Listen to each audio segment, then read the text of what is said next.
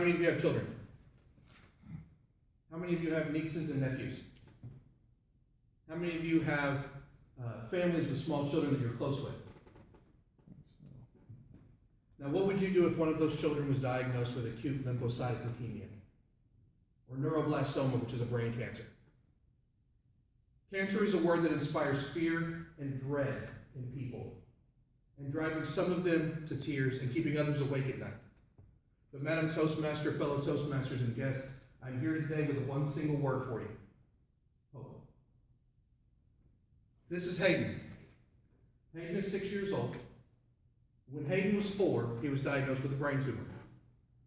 Hayden loves playing with his little brother. They have a family farm, and he has a pony that he likes to ride. Hayden is alive today. This is Caleb.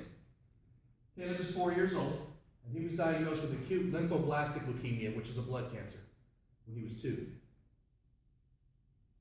Caleb is alive today. They are alive today, and thousands of other children like them, because of the doctors, the staff, and the donors for St. Jude's Children's Research Hospital.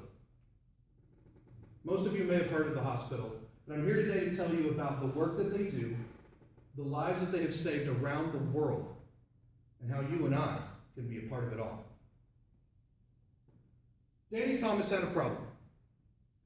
He didn't know what to do with his life. So a long time ago, he asked the patron saint of lost causes, St. Jude, for direction. And he said, if you will tell me what to do with my life, I will build a shrine to you. In 1962, he opened the doors to St. Jude's Children's Research Hospital with a single goal, a monumental task, but an enormous amount of hope. At the time, cancer research for children was almost non-existent, and the survival rate for children was only 20%. 4 out of 5 children with cancer did not survive.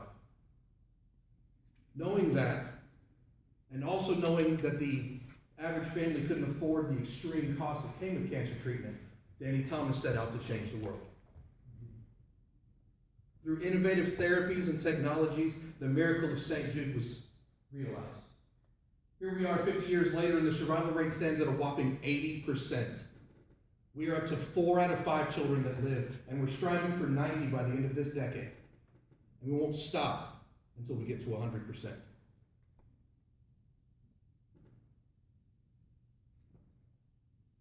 This is Mason.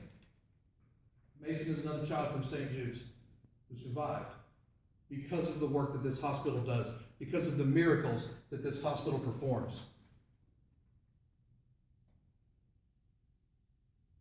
They're also responsible not only for the lives of the children who come through the door every day, but for saving lives all around the world every year, because of my favorite part about the hospital, which is the fact that they will freely share any information that they gain, anything that they learn, with anybody who asks.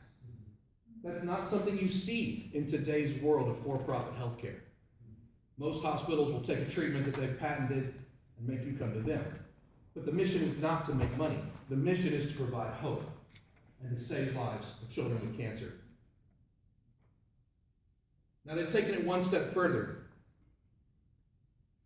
St. Jude's not only provides all of the medical care for the families completely for free. They also have a hotel across the street for the families to stay at while the child is undergoing treatment. Free. They provide all their food for them while they're there.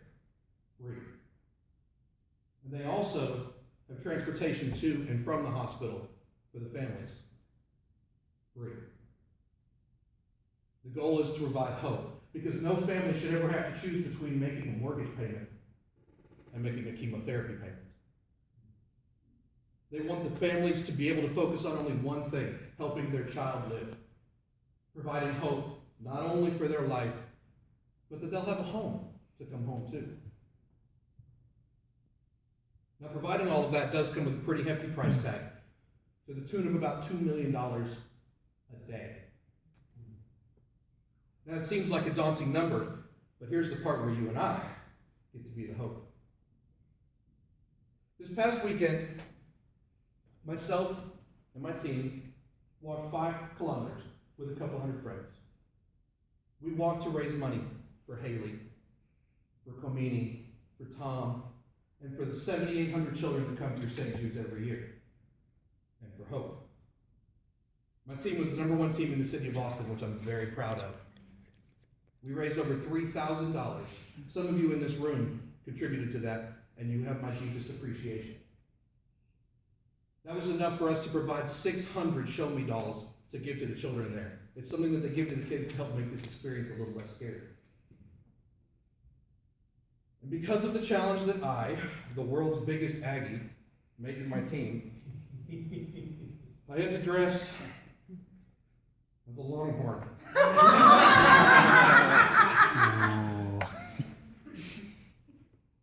I even wore a tutu.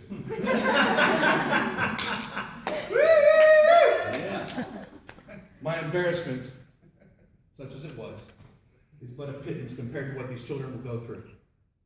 And I would do it every day if it meant one child could have hope. I heard a story a long time ago. I don't know if it's true or not. I certainly hope that it is. There was a young girl whose family had been told she had no chance. The family came into one of my company stores to buy his suit for her funeral. And while they were there, they saw a sign asking for donations for St. Jude's Children's Hospital. They'd never heard of it. When they asked the associate what the money was for, they found out that there was still hope for their little girl. They took her there right away. Their daughter lived because somebody else was trying to make the world a better place. I love that story. This past weekend, I walked from Mabry for Liam, for Lily, and for Jaden, and for Bill, a family friend who passed away this past week of lung cancer. And I walked for hope.